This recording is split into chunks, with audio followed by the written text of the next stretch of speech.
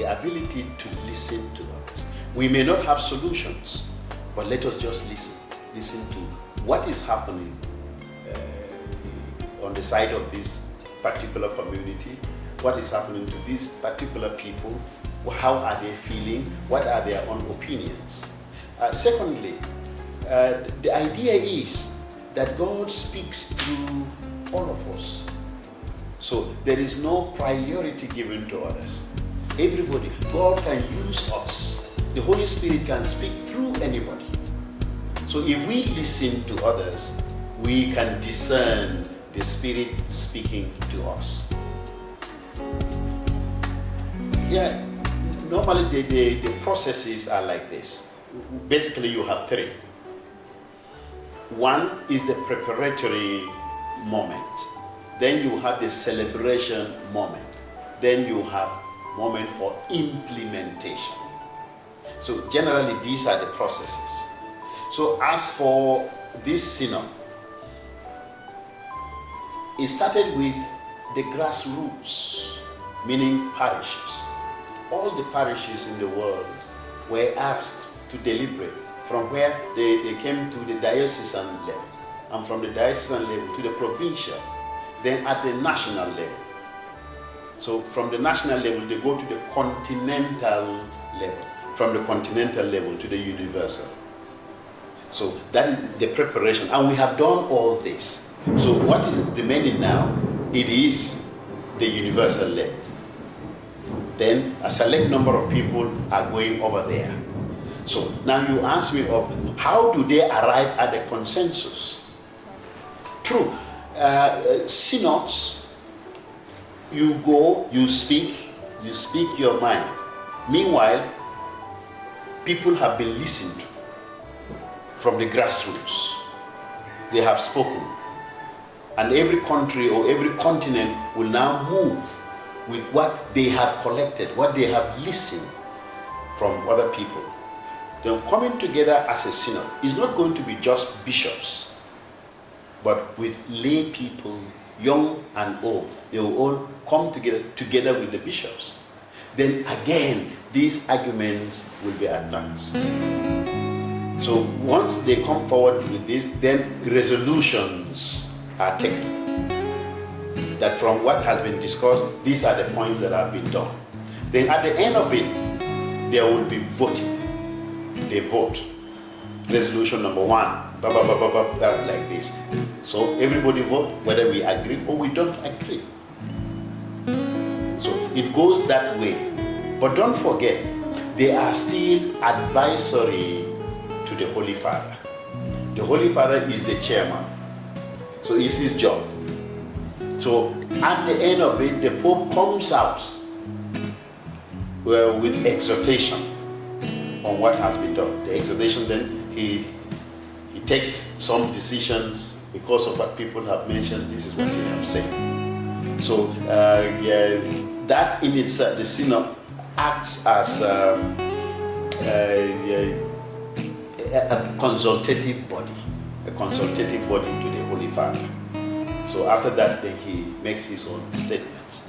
Again, bishops, conferences, countries, church communities are urged to key into the process. And this one will be quite exceptional in the sense that it's not going to be something strange because it came from the people. People spoke. What Canadians are saying might not make sense to Nigerians. What Nigerians are saying might not make sense to Japanese. So, but there must be something that is common. So that is what we are looking at, where we want the Spirit to guide and to direct, so that together we can chart a course. I wouldn't say collaboration as such, but they are invited to also speak their mind. Don't forget, I mentioned at the beginning that the Holy Spirit can speak through anybody. He could speak through non-members of the church. They tell us what is blind to us. So if they speak, we could pick something from there.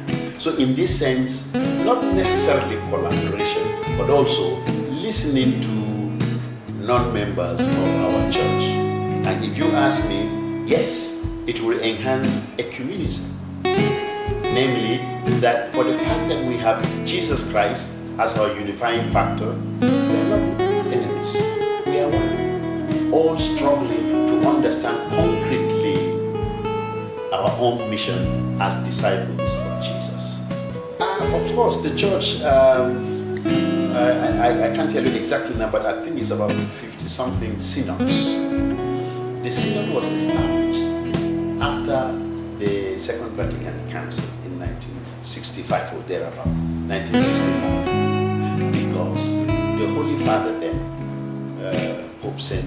Paul VI, established it so that it becomes part of the church's structure, that bishops all over the world, by delegation, can come together to deliberate on certain issues concerning the church at the national level, so at the international level. So whenever there are issues, the church will say, okay, let us come together to discuss.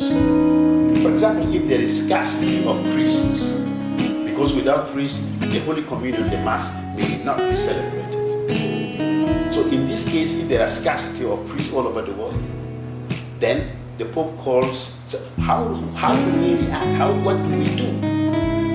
So that would become necessary. But in this case, it's different. There is no pressing issue. This synod is not called to deal with a particular problem. No, there is no problem.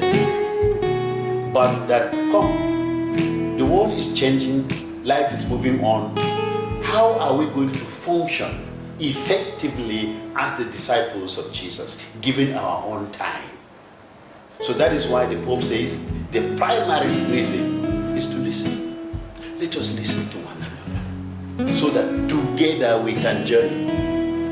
We don't want to place the Pope is high there, cardinals are up there, the bishops are there, and then these other people, parishioners and the rest of them, their own is to just swallow whatever that comes from the top. So the Pope is trying to say that no, those who are at the grassroots as well, they matter. God speaks through them as well. Only when we listen. Only when we listen. So today, given our context, we need to listen. We need to listen to them. So nobody is out of the camp. We are all together as a church community. And from day one, that is what the church is meant to be. Meant to be. Because as a church, we are all brothers and sisters. There is no father, there is no mother. We are all brothers and sisters. God is our Father. Right. But we would preempt by now that, okay, there's going to be another synod and it's going to deal with this. We can't say precisely. But don't forget, too, that Pope St. Paul VI has established the Synod of Bishops as a constant. As a constant. They must come together always. So subsequent synods, we do not know what will occur, what will come up that will threaten or somehow pull the bishops together to discuss. We do not know yet. But of course, there are prospects for more conversations. Because as we move, definitely there will be issues. And these issues that we coming together, synod, coming together to see how we can move forward. And constantly, our coming together constantly is for the mission entrusted to us. And when we say the us, I mean the church. You know, the Pope is insistent that the Synod on Synodality is not just an event, something coming once and is blown away by the wind, but that let it gradually seep into the way of our life as a church. So that is why I say to give it more time. Let us relax and deal with these things gradually. So, but if we rush it and say, okay, it's finishing in 2023, well, it will pass. It will just simply pass. So for him, let it be prolonged. If it is prolonged, it becomes a way of life of the church. Synodality. Together, let us listen to one another. Let us dialogue. Let us discuss. If there is something to be done, we don't want one group to sit down and bring us something and then issue it to others to just go and do it. But we must all come together, look at it, and decide together. So the simple reason is that he says, let us relax, so that this synodality becomes way of life of the church.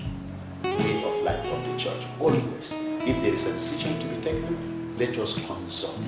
Let us listen. Let us listen. Everybody counts in the church. So that is the bottom line. So by prolonging it, we will practice it again and again, again and again. Then it becomes part and parcel of our life as a church. Such that you go to parish communities, decisions are taken not just by the Reverend Father. Thanks be to God, we have other systems in place. You have parish council, so there are select members of the sodalities, of the organizations. They come together and they say, come, this is what we have in our parish. How do we go about this? And I think this is going on very well, particularly in Nigeria. Nobody wakes up and takes a decision just like that. Yes, people may defer to the Reverend Father. Of course, he's the monitor. But there is that consultation before decisions are taken. So the Pope wants us to really make this thing practicable. Let it be way of life. Let it not be an event. You know, it happens, okay, boom, boom, boom, then it blows off, everybody is relaxed. No, but let the action to be taken begin at the same time.